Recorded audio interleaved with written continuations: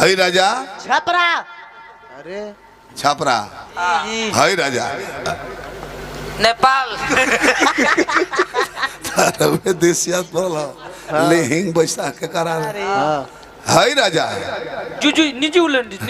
New Zealand तो तेरा बोलता यही राजा दिल्ली वाला दिल वाला राजा हई राजा यूक्रेन साइल बने। अच्छा यूक्रेन से भागल बड़े लड़ाई लगल बन हो जा हाय राजा बहुत दूर के हो बोलते सिवान के और आगे भटनी और आगे लखनऊ उजा के तो नहीं कहो सब ना दिल्ली और आगे गुजरात और आगे बॉम्बे और आगे ओकरा आगे तो समुद्र बटम मरते पानी पानी ऊपर जाए पड़ी हिंदुस्तान छोड़ी हिंदुस्तान हिंदुस्तान छोड़ दी हाँ दैनिक जागरण में चल जाओ ऑस्ट्रेलिया और आगे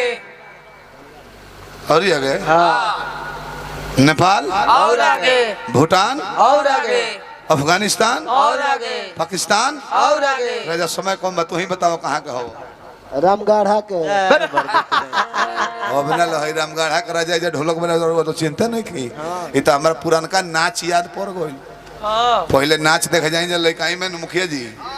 अलमुनिया के बाकस धो दस आ चुनरी उड़ा दस ड्रेस पहनले से चल भाई दिंगर दिंगर ये 14 कोस का राज हमारा है अलमुनियम का पेटी पर उड़नी उड़ावला बड़ा सा जैसे कि ये सोने का चमकता सिंहासन भी मेरा है ये लौड़ी भी मेरी है आ जाकर राउटी के पीछे देखने की जो करवा से बीड़ी खाती मार कोई ले बरा जब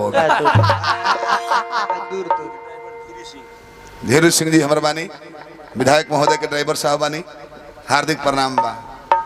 साहेब चारिये जना में लगभग करेला सांसद साहब के ना कही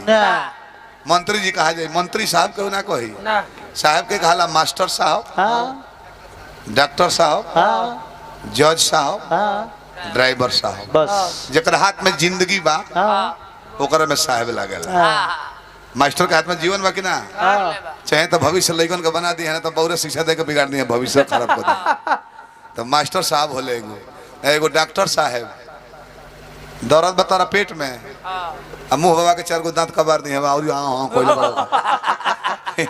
बाबूजी रहले गलती से चल गए पेट में दर्द रहे अच्छा आ दांत के डॉक्टर की यहाँ मुँह खोलो फोड़े लोग दांतवा कबार के हाथ ना रुआ ठूस दिल रहे मुँह में पूछा लोग घर के लोग की कहा नथु भाई कैसन भावे कहले कि जो बा पेटा दादो खाते बा दातो कबार दिले भाई